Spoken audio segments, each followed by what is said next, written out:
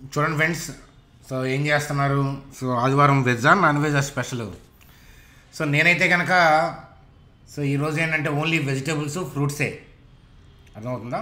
So ఈరోజు అంటే జనరల్గా తింటుంటాం, కాకపోతే ఈరోజు ఏంటంటే వెజిటేబుల్స్ ఫ్రూట్స్, ఎందుకంటే లాస్ట్ వీక్ నేను ఆల్రెడీ ట్వైస్ తీసుకున్నాను నాన్ వెజ్, అందుకని అనమాట. So only vegetables fruits, rice అనేది ఆల్మోస్ట్ లేదు. ఏమైనా ఈవినింగ్ ఏదన్నా నాకు బాగా ఆకలి అనిపిస్తే కనుక అప్పుడు వెజ్ కర్రీస్తో రైస్ తీసుకుంటాను. చూడండి ఫ్రెండ్స్, మరి స్టాక్ మార్కెట్ పరిస్థితి చూస్తే కనుక వచ్చే వారం బడ్జెట్ ఉంది. అయితే ఏంటంటే ఈ సంవత్సరం ఉండే బడ్జెట్ ఏంటంటే యాక్చువల్ బడ్జెట్ కాదు, అంటే ఫుల్ బడ్జెట్ కాదు. సో ఇంటీరియం బడ్జెట్ అంటారు దాన్ని, ఓట్ ఆన్ అకౌంట్ బడ్జెట్ అని కూడా అంటారు. సో మరి దాని యొక్క ఇంపాక్ట్ స్టాక్ మార్కెట్ మీద ఎలా ఉంటుంది? అలాగే ఫెడ్ మీట్ ఉంది. సో చాలా ఇంపార్టెంట్ కదా, ఫెడ్ మీట్ ఎప్పుడుంది, ఫెడ్ మీట్లో యొక్క కామెంట్స్ని బేస్ చేసుకొని మార్కెట్ ఏదైనా కుప్పకూలుతుందా? ఆ విషయాల గురించి ఈ వీడియోలో డిస్కస్ చేద్దాం. హెచ్డిఎఫ్సి బ్యాంకు, ఎల్ఐసికి సంబంధించిన గుడ్ న్యూస్ ఏంటి అనేది చూద్దాం, కంబైన్డ్ గుడ్ న్యూస్ అనమాట. అలాగే Q3 రిజల్ట్స్, సో టాటా టెక్నాలజీస్కి సంబంధించిన Q3 అప్డేట్ చూద్దాం, అదానీ పవర్కి సంబంధించిన Q3 అప్డేట్ చూద్దాం, ఎస్ బ్యాంక్కి సంబంధించిన Q3 అప్డేట్ చూద్దాం, అలాగే శక్తి పంప్కి సంబంధించిన Q3 అప్డేట్ చూద్దాం. అలాగే సో నిఫ్టీ, బ్యాంక్ నిఫ్టీ యొక్క పరిస్థితి ఏంటి, ఎఫ్ఐఎస్ సేల్ చేస్తూ ఉన్నారు కదా, మరి వచ్చే వారం వాళ్ళ యాక్టివిటీ ఎలా ఉండొచ్చు అనేది చూస్తూ సింపుల్గా వీడియోని కాంప్లెక్స్గా ఎండ్ చేసేద్దాం. చూడండి ఫ్రెండ్స్, వీడియోలోకి వెళ్ళే ముందు మన ఛానల్ వీడియోని లైక్ చేయడం అనేది మన జన్మ హక్కు, కాబట్టి వీడియోని లైక్ చేసి కంటిన్యూ చేద్దాం. సో అట్లాగే ఏంటంటే కొత్తగా వాచ్ చేస్తున్న వాళ్ళని మన ఛానల్ని సబ్స్క్రైబ్ చేయమని నేను చెప్పను. ఒక 3-4 వీడియోస్ కనుక మీరు మన ఛానల్లో కనుక మీరు అబ్జర్వ్ చూస్తే కంప్లీట్గా సో ఆటోమేటిక్గా నచ్చి సబ్స్క్రైబ్ చేసి తీరుతారంతే. చూడండి ఫ్రెండ్స్, నిఫ్టీ గురించి. సో నిఫ్టీ చార్ట్ అయితే కనుక so cell of, so covering, అలాగే ఏంటంటే మళ్ళీ షార్టింగ్, కవరింగ్, మళ్ళీ ఏంటంటే సెల్ ఆర్డర్సే రిలీజ్ చేశారు. అంటే సో మనకి లాస్ట్ వర్కింగ్ డే ఏదైతే ఉందో, మనకి లాస్ట్ ట్రేడింగ్ డే థర్స్డే కదా, అంటే రిపబ్లిక్ డేకి ముందు వరకు జరిగిన యాక్టివిటీ గురించి ఇక్కడ మనం చెప్పుకోవాలంటే అదే అనమాట.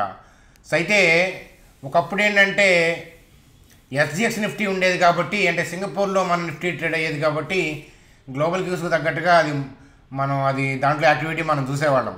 అయితే ఏంటంటే ఇప్పుడు గిఫ్ట్ సిటీలో, అంటే గుజరాత్లో గిఫ్ట్ సిటీలో ప్లేస్ చేశారు కదా, అక్కడ తీసేసి గిఫ్ట్ నిఫ్టీగా ఉంది కదా, అందువల్ల ఏంటంటే మనకి ఇక్కడ హాలిడే అయితే సో దాన్ని అబ్జర్వ్ చేసేటానికి ఏంటంటే కుదరట్లేదనమాట. ఇక్కడ హాలిడే అంటే గిఫ్ట్ నిఫ్టీలో కూడా హాలిడేనే కదా, ఎందుకంటే మన కంట్రీలోనే ఉంది కదా. సో అదనమాట. అయితే సో నిఫ్టీ పాయింట్ ఆఫ్ వ్యూలో మరి డౌన్ ట్రెండే నడుస్తుంది ప్రజెంట్. కానీ వచ్చే వారం పరిస్థితులు ఏంటి చూస్తే దాని తర్వాత నిఫ్టీని ఎలా ట్రేడ్ చేసుకోవాలి అనేది మనం క్లియర్గా అంచనా వేయచ్చు. వచ్చే వారం మేజర్ థింగ్స్ ఉన్నాయి. మేజర్ థింగ్స్ ఉన్నప్పుడు ఏంటంటే ఈవెంట్స్ని బేస్ చేసుకొని ట్రేడ్ చేయాలి. సో అవి ఎలాగా అనేది చెప్తాను, పదండి. చూడండి ఫ్రెండ్స్, వచ్చే వారం ఉన్న ఈవెంట్స్లో ప్రధానమైనది అయితే కనుక బడ్జెట్. సో అదేంటంటే so interim budget. So interim budget అంటే దాన్ని ఓట్ ఆన్ అకౌంట్ బడ్జెట్ అని అంటారు. ఎందుకని అంటే ఈ ఇయర్ జనరల్ ఎలక్షన్స్ ఉన్నాయి కదా, అందువల్ల ఏంటంటే ఫుల్ బడ్జెట్ అనేది జనరల్ ఎలక్షన్స్లో ఎవరైతే గెలుస్తారో, అంటే కొత్త గవర్నమెంట్ ఫామ్ అయిన తర్వాత అప్పుడు ప్రజెంట్ చేయడం అనేది జరుగుతుంది. కాకపోతే ఏంటంటే ఎమర్జెన్సీ సర్వీసెస్ కోసం, అలాగే కమింగ్ ఫినాన్షియల్ ఇయర్లో ఇనీషియల్ మంత్స్ యొక్క ఎక్స్పెండిచర్ కోసం ఏంటంటే ఇప్పుడు తాత్కాలిక బడ్జెట్ని ప్రవేశపెడతారు. దాన్ని ఏంటంటే ఇంటర్మ్ బడ్జెట్ అని అంటారనమాట. సో కాబట్టి దానికి ముందు మార్కెట్ అనేది హెవీ వోల్టాలిటీ ఉంటుంది, కాబట్టి ఈ పాయింట్ కూడా గుర్తుపెట్టుకోండి. అలాగే ఏంటంటే ఫెడ్ ఈవెంట్ ఉంది. సో ఫెడ్ అంటే ఎవరు అని అంటే చూడండి, మన ఇండియాకి ఏంటంటే సెంట్రల్ బ్యాంక్, బ్యాంక్స్కి బ్యాంక్ ఎవరు అని అంటే reserve bank of India, RBI అనేది అందరికీ తెలిసిందే. అయితే యూఎస్కి ఏంటంటే ఫెడరల్ రిజర్వ్ బ్యాంక్ అనమాట, అంటే అక్కడ వాళ్ళకి సెంట్రల్ బ్యాంక్, అది యూరోప్కి యూరోపియన్ సెంట్రల్ బ్యాంక్. సో అయితే ఏంటంటే మన వరల్డ్ ఎకానమీ, అంటే వరల్డ్ ఎకానమీలో పెద్ద చెయ్యి ఎవరిది, పెద్ద హస్తం ఎవరిది అని అంటే అబ్వియస్గా ఏంటంటే యుఎస్ మార్కెట్ క్యాప్ అనేది ఎక్కువ. అట్లాగే దేన్నైనా డాలర్తో కొలవటం, అలాగే ప్రపంచ మార్కెట్ని ఖచ్చితంగా ఏంటంటే యుఎస్ మార్కెట్స్ శాసిస్తాయి అన్నమాట. అలాగే సో చాలామంది దీన్ని పట్టించుకోమని చెప్తారులే, కానీ ఓవరాల్గా ఏంటంటే ఫెడ్ యొక్క డెసిషన్స్ని బేస్ చేసుకొని చాలా కంట్రీస్లో సెంట్రల్ బ్యాంక్స్ ఏంటంటే సో డెసిషన్స్ తీసుకుంటూ ఉంటాయి అనమాట. రేట్ కట్ చేయాలా, రేట్ హైక్ చేయాలా, అంటే వడ్డీ రేట్లు పెంచడమా తుంచడమా లేకపోతే అలాగే ఉంచడమా అనేది డిసైడ్ అనేది ఎవరు చేస్తారు అని అంటే ఫెడ్ని బేస్ చేసుకొని, అంటే ఫెడ్ అనేది దిక్సూచిలాగా పనిచేస్తుంది. ఎగ్జాక్ట్గా వాళ్ళు తీసుకున్న డెసిషన్ తీసుకుంటారని అన్న కానీ మేజర్ ఇంపాక్ట్ అనేది సెంట్రల్ బ్యాంక్స్ మీద ఉంటుంది ఫెడ్ యొక్క డెసిషన్ బేస్ చేసుకొని. కాబట్టి అది కూడా కీ ఈవెంట్. సో అలా కాదు అని అనుకున్నా కూడా మనకి యుఎస్ నుంచి ఇన్వెస్టర్స్ ఎక్కువ మన కంట్రీలో, అంటే ఎఫ్ఐఐ అంటారు కదా, foreign institutional investors, foreign portfolio investors, JB Morgan Stanley, city bank ఇట్లాంటి వాళ్ళ యొక్క మేజర్ యాక్టివిటీ ఏంటంటే ఇన్వెస్ట్మెంట్ అండ్ ట్రేడింగ్. సో కాబట్టి ఎమర్జింగ్ కంట్రీస్లో వెళ్తుంటారు. కాబట్టి వాళ్ళ యొక్క ఇన్వెస్ట్మెంట్స్ మన కంట్రీలో ఎక్కువ. కాబట్టి ఆ ఫెడ్ డెసిషన్ కీగా వాచ్ చేయాలి. అయితే సో 31st ఏంటంటే మీట్ ఉంది, అంటే 31st అవుట్కమ్ రావచ్చు. అయితే మీట్లో ఇక్కడ రేట్ కట్ అనేది ఉండకపోవచ్చు. కాకపోతే ఏంటంటే కమింగ్ డేస్లో రేట్ కట్ ఉంటుంది అనేది కనుక వాళ్ళు కనుక క్లూ ఇస్తే దాన్ని ఇప్పుడే రేట్ కట్ ఇచ్చినట్లుగా ఊహించి మార్కెట్ ఏంటంటే జోష్లోకి వెళ్ళే అవకాశాలు ఉన్నాయి. లేదు సమీప భవిష్యత్తులో మేము రేట్ కట్స్ చేయబోట్లేదు అని సో హాకిష్ కామెంట్స్ చేశారనుకోండి, సో అప్పుడు మనం ఏం చేయలేమన్నమాట. కాబట్టి వాళ్ళు డోవిష్ కామెంట్స్ చేస్తారా, హాకిష్ కామెంట్స్ చేస్తారా, ఫెడ్ యొక్క టోన్ ఎలా ఉంటుంది, మనకి పావెల్ తాత గారు ఏం చేస్తారు అనే దాన్ని బట్టి మార్కెట్ యొక్క థింగ్ ఉంటుంది. అలాగే దానికి ముందు మార్కెట్ యొక్క వోలటాలిటీ అనేది ఉంటుంది. అలాగే ఆటో సేల్స్ డేటా కూడా రాబోతున్నాయి. సో మనం చూస్తే కనుక మారుతి యొక్క నెంబర్స్ అనేవి సో బాగా డిప్ అయిపోయాయి, సేల్స్ నెంబర్స్ అనేవి డిప్ అయ్యాయి అనేది మనకి ఉన్న ఇన్ఫర్మేషను. కాబట్టి ఈ 3 థింగ్స్ వచ్చే వారం మార్కెట్ని ఎఫెక్ట్ చేయొచ్చు అని మనం ఇప్పుడు అనుకుంటున్నాం. కానీ స్టాక్ మార్కెట్ ఎప్పుడు కూడా డైనమిక్. ఇవే కాకుండా కూడా మధ్యలో ఏదైనా అన్ఎక్స్పెక్టెడ్ థింగ్ లాగా సో యాక్సిడెంటల్గా వచ్చే న్యూస్ అప్డేట్స్ కూడా ఏంటంటే స్టాక్ మార్కెట్ని హెవీగా ఇంపాక్ట్ చేయొచ్చు, చేయకపోను రావచ్చు. కాబట్టి వాటిని మనం ఇప్పుడు ఊహించలేం. కాబట్టి ఇప్పుడున్న పరిస్థితి అయితే కనుక వీటిని మూడింటిని బేస్ చేసుకొని చార్ట్లో ఏం జరగబోతుంది అనేది చూద్దాం పదండి. ఫ్రెండ్స్, నిఫ్టీ పాయింట్ ఆఫ్ వ్యూలో అట్ ప్రెజెంట్ అయితే కనుక డౌన్ సైడే ఉంది. కవరింగ్ మళ్ళీ ఏంటంటే షార్ట్ సేల్ ఇచ్చేశారు. అయితే ఈవెంట్లు ఉన్నాయి కాబట్టి ఏంటంటే ఒకరోజు ఇలా ఒకరోజు అలా ఏంటంటే అవుతుంది. అలాగే డేలో కూడా ఏంటంటే కాసేపు ఇలా సో హెవీ యాక్టివిటీ ఉంటుంది.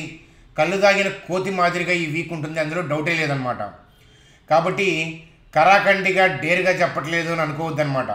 సో ప్రతిసారి డేర్గా వెళ్ళడానికి ఏంటంటే అక్కడ ఈవెంట్లు ఉన్నాయి. ఈవెంట్లు ఉన్నప్పుడు అవి బిగ్గర్ ఈవెంట్లు అనమాట. Budget, Fed, RBI meet, so అలాగే Q3 ఎర్నింగ్స్, ఇట్లాంటి ఈవెంట్స్ ఉన్నప్పుడు ఏంటంటే అగ్రెసివ్గా డేర్గా వెళ్తే ఇబ్బంది పడతాం అనమాట. మేజర్ ఈవెంట్స్ని ఏంటంటే రెస్పెక్ట్ చేయాలి. మరి ట్రేడింగ్ అవాయిడ్ చేయాలంటే అవసరం లేదు. ఇంట్రాడే పాయింట్ ఆఫ్ వ్యూలో మనం ప్లాన్ చేసుకుందాం. సో ఇంట్రాడే పాయింట్ ఆఫ్ వ్యూలో మీకు ఏదైనా ఆపర్చునిటీ ఉంటే ఖచ్చితంగా టెలిగ్రామ్ గ్రూప్లో అప్డేట్ చేస్తాను. సో ఖచ్చితంగా అప్డేట్ చేస్తాను. మీరు ఈ టెలిగ్రామ్ గ్రూప్లో ఉన్నారా? Chanakya stock traders. మీరు చూస్తున్న వీడియో కింద డిస్క్రిప్షన్లో ప్లేస్ చేశాను అనమాట. ఫ్రీగానే ఇస్తాను. కాకపోతే మనీ మేనేజ్మెంట్ అంటే ఏంటో డిస్కస్ చేసుకున్నాం. 1 lakh క్యాపిటల్ ఉంటే పర్ ట్రేడ్ 1000 మాత్రమే రిస్క్ చేయాలి. అలా కాకుండా ఎక్కువ రిస్క్ చేసేటట్లు ట్రేడ్ వ్యూ మీరు ఎక్కడ తీసుకున్నా ఇంకా అంతకన్నా ఎక్కువ తీసుకుంటే మీరు ఆ ట్రేడ్కి వెళ్ళకూడదని అర్థం అనమాట. కాబట్టి అదనమాట. సో ఇప్పటిదాకా మనం చెప్పిన డిస్కషన్ నచ్చితే సబ్స్క్రైబ్ చేసి ఉంటారు మీరు ఆల్రెడీ. అలాగే ఇక్కడ ఏంజల్ జరోదా లింక్స్ ఉన్నాయి. మన లింక్స్ ద్వారా అకౌంట్ ఓపెన్ చేసి ఈ కింద ఉన్న మా టీం నెంబర్కి వాట్సాప్ చేయండి. కొద్ది క్యాపిటల్ అయినా పర్లేదు, మీ క్యాపిటల్తో వస్తే లైఫ్ టైం ఇన్వెస్ట్మెంట్ వ్యూస్ చూడొచ్చు. అలాగే ఈవినింగ్ వెబినార్ ఉంది ఈ టాపిక్స్ మీద. వీటిల్లో కొన్ని కవర్ చేస్తాం అనమాట, కొన్ని అప్కమింగ్ వీక్స్లో కవర్ చేస్తాము. సో ఇట్లాంటివి కూడా మీరు ఫ్రీగా అటెండ్ అవ్వచ్చు. ఆ వెబినార్ గ్రూప్లోకి మిమ్మల్ని యాడ్ చేస్తాం, అంటే ఆ డీమ్యాట్ గ్రూప్లోకి యాడ్ చేస్తాం. ఇట్లాంటివన్నీ లైఫ్ టైం ఒకసారి గ్రూప్లోకి వస్తాయి. కాబట్టి మన లింక్స్ ద్వారా అకౌంట్ ఓపెన్ చేసి ఆ నెంబర్కి ఐడిని వాట్సాప్ చేయండి. సో అయితే ఇంట్రాడే పాయింట్ ఆఫ్ వ్యూలో వెళ్దాం. బ్రాడ్ వ్యూ అయితే ఇప్పటికీ డౌను. సడన్గా మారితే ఏంటంటే ఆ అప్డేట్ని నేను చెప్తాను గ్రూప్లో. సడన్గా మనకి బ్రాడ్ వ్యూ పైకి వెళ్ళాలనే వాళ్ళ ఇంటెన్షన్ ఉన్నా వోల్టాలిటీతోనే వెళ్తారు. సడన్గా చూడండి అన్ని బ్యాంకులు like city bank, JB Morgan Stanley, HSBC ఇట్లాంటి వాళ్ళు అందరూ ఒకే రోజు డెసిషన్ మార్చుకోలేరు కదా. ఒకవేళ అందరూ కూడా ఒకే రోజు డెసిషన్ మార్చుకున్నా కూడా ఆర్డర్లు ఒకేసారి వాళ్ళు సడన్గా బై చేయడానికి ట్రై చేస్తే ఏంటంటే ఆర్డర్లు ఎగ్జిక్యూట్ అవ్వక మార్కెట్ అందకుండానే వెళ్ళిపోతూ ఉంటుంది. అందువల్ల వాళ్ళ డిసిషన్ మార్చుకున్నా కూడా ఏంటంటే సెల్ ఆఫ్ చేస్తూనే సో బోటం క్రియేట్ చేస్తా వెళ్తుంటారు. అందుకే మీకు బోటం అయ్యేటప్పుడు మార్కెట్ వోల్టాలిటీ ఉంటుంది. అట్లా అని చెప్పి వోల్టాలిటీ ఉన్న ప్రతిసారి బోటం అవుతుంది అనుకోబాకండి. సో అంటే ఆ వయసు వరుస కరెక్ట్ కాదు, కానీ బోటం అయినప్పుడు మాత్రం ఖచ్చితంగా వోల్టాలిటీ ఉంటుంది. అది మనం చాలాసార్లు చూపించామన్నమాట. కాబట్టి అట్లాంటిది ఏదన్నా ఉంటే కనుక ఖచ్చితంగా చెప్తాను. ఇప్పటికున్న చార్ట్కి ఆ థర్స్డే మూవ్మెంట్కి అయితే కనుక బ్రాడ్ వ్యూ డౌన్ సైడే ఉంది. చూడండి friends, Yes Bank so net interest income అనేది 2.3% పెరిగింది. సో అలాగే కన్సోలిడేటెడ్ ప్యాట్ అంటే ప్రాఫిట్ ఆఫ్టర్ ట్యాక్స్ చూస్తే కనుక చూడండి 243 crores, సూపర్బ్ అనమాట, 340% పెరిగింది. సో గ్రాస్ ఎన్పిఎస్ ఏంటంటే అంతే ఉన్నాయి. సో గ్రాస్ ఎన్పిఏ అంటే ఇయర్ ఆన్ ఇయర్ కంపేర్ చేయకూడదు కదా. సరే, నేను చూసి క్వార్టర్ మనం పంపిస్తాను. Year on year point of వ్యూలో ఎన్పిఏ కంపేర్ చేయకూడదు. చూడండి ఫ్రెండ్స్, అలాగే శక్తి పంప్స్ యొక్క Q3 అప్డేట్ చూస్తే చూడండి year on year point of వ్యూలో సేల్స్ గ్రోత్ 57.96% పెరిగింది. ప్యాడ్ చూస్తే 309% పెరిగింది. సో గవర్నమెంట్ ఈ సెక్టర్ వైపు సపోర్ట్ చేయడం కూడా సో శుభసూచకం అనమాట. అందుకే మీకు బడ్జెట్ అప్పుడు ర్యాలీ అయిన స్టాక్స్ని ఆ 2-3 days వదిలేసి దాని తర్వాత ఏదన్నా మార్కెట్ కరెక్షన్లో డిప్ అయితే కనుక కొనుక్కోవాలన్నమాట. సో లాస్ట్ టైం బడ్జెట్ వల్ల బెనిఫిట్ అయిన లాస్ట్ 2 years నుంచి బడ్జెట్ వల్ల బెనిఫిట్ అయిన స్టాక్స్లో ఈ శక్తి పంప్స్ కూడా ఒకటి అని చెప్పచ్చు.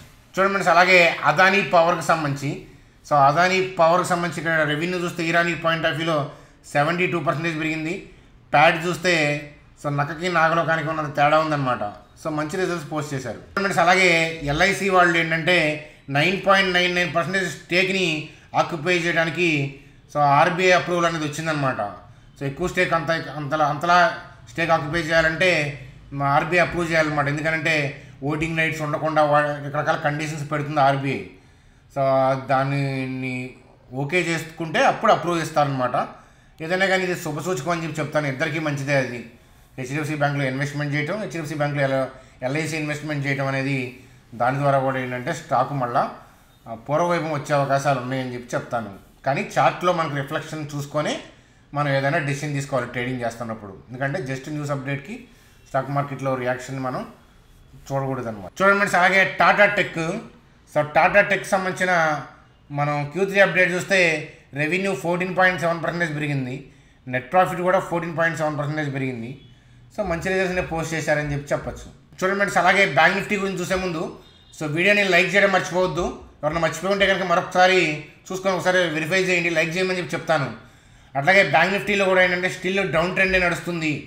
కాకపోతే ఏ రోజు ఆ రోజు ట్రేడింగ్ పాయింట్ ఆఫ్ వ్యూలోనే క్లోజ్ చేసుకోవడం కరెక్టు. ఇలా వోల్టాలిటీ ఉండేటప్పుడు ఈవెంట్స్ ఉన్నప్పుడు ఏంటంటే మీరు రేపొద్దున ఇది జరుగుతుంది అని చెప్పి మీరు ట్యూస్డే గురించి మండే లేదా వెన్స్డే గురించి ట్యూస్డే ఇట్లాంటి పాయింట్ ఆఫ్ వ్యూలో మీరు పొజిషనల్గా క్యారీ ఫార్వర్డ్ చేయాలంటే కనుక ఇబ్బంది పడతారని చెప్పి చెప్తాను అనమాట. బిగ్గర్ ఈవెంట్స్ ఉన్నప్పుడు మనం రెస్పెక్ట్ చేయడం అనేది మన రెస్పాన్సిబిలిటీ. మన పోర్ట్ఫోలియోని కాపాడుకోవటం, అలాగే మన ట్రేడింగ్ క్యాపిటల్ని కాపాడుకోవటం. పోర్ట్ఫోలియో అంటే అది వేరే విషయం. ఇట్లాంటి చిన్న అప్డేట్స్కి మనం పోర్ట్ఫోలియో కదిలించాల్సిన అవసరం లేదు, కదిలించం కూడా. ఇన్ఫ్యాక్ట్ ప్రైస్ యాక్షన్తో సంబంధం లేదు ఇన్వెస్ట్మెంట్కి. సో అయితే ట్రేడింగ్ పాయింట్ ఆఫ్ వ్యూలో ట్రేడింగ్ క్యాపిటల్ని ప్రొటెక్ట్ చేసుకునే వ్యూలో భాగంగా ఇలాంటి వీక్స్లో చాలా కాషియస్గా మనం ట్రేడ్ చేయాలి. సో టెలిగ్రామ్ ద్వారా ఏంటంటే అప్డేట్స్ ఇచ్చే ప్రయత్నం అనేది ఖచ్చితంగా చేస్తాను అని చెప్పి చెప్తాను అనమాట. చూడండి ఫ్రెండ్స్, సో సండే కదా, మీ ఫ్రెండ్స్కి ఫ్యామిలీ మెంబర్స్కి ట్రేడింగ్ గ్రూప్స్కి అందరికీ షేర్ చేయండి. ఇలా షేర్ చేయడం వల్ల ఏంటంటే ఎక్కువ మంది పీపుల్కి బెనిఫిట్ అవుతుంది. సో మనమే బెనిఫిట్ అయ్యేది కాకుండా మనం వేరే పీపుల్ కూడా ఏంటంటే బెనిఫిట్ చేస్తే మనకి అది హ్యాపీనెస్గా ఉంటుందన్నమాట. మీ అభిప్రాయాలని మీకు వేరియస్ని కామెంట్ సెక్షన్లో తెలియజేయండి. Bye friends, good day.